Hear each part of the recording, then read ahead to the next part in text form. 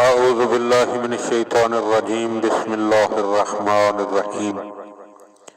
مولا کائنات حضرت امیر المومنین علی ابن ابی طالب علیہ السلام کے مجموعہ کلام نہج البلاغہ کے تیسرے باب کا 324 نمبر فرمان ہدیہ مومنین کرنے کا شرف حاصل کیا جا رہا ہے۔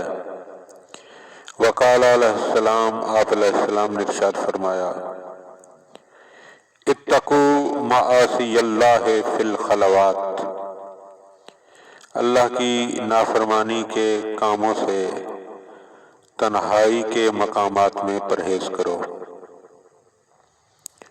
فإن الشاہد هو الحاکم، کیونکہ دیکھنے والا ہی جو ہے وہی تو فیصلہ کرنے والا ہے۔ تو مومن کو متوجہ ہونا چاہیے اس جملے کی طرف۔ فرمایا کہ خلوات یعنی تنہائی میں پرہیز کرو، تو اس کا یہ مطلب نہ لیا جائے کہ تنہائی میں تو پرہیز کرو مگر ظاہری طور پر لوگوں کے سامنے پرہیز نہ کرو، یہ مطلب نہیں ہوگا، بلکہ مطلب یہ ہے کہ انسان لوگوں کے ڈر کی وجہ سے ظاہری طور پر گناہ نہیں کرتا، اللہ کی معصیت نہیں کرتا، لیکن جب وہ تنہا ہوتا ہے تو پھر اس کو شیطان وسوسہ پیدا کرتا ہے کہ اب کوئی بھی دیکھنے والا نہیں ہے، لہذا تو معصیت الہی کر۔ لہذا انسان شیر ہو جاتا ہے اور تنہائی میں معصیت اور گناہ کر بیٹھتا ہے۔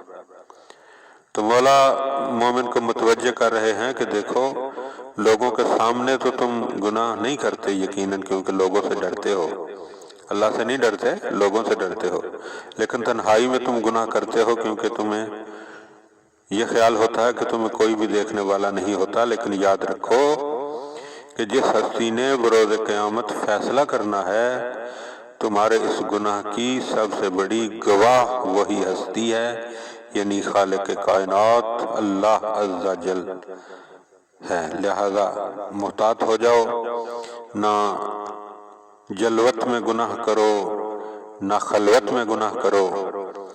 اور یہاں پر ایک اور جملہ جو میں عرض کر دوں کہ انسان کی بھی عجیب کیفیت ہے، ایک چھوٹے سے بچے کے سامنے گناہ نہیں کرتا، لیکن تنہائی میں گناہ کرنے پر آمادہ ہو جاتا ہے۔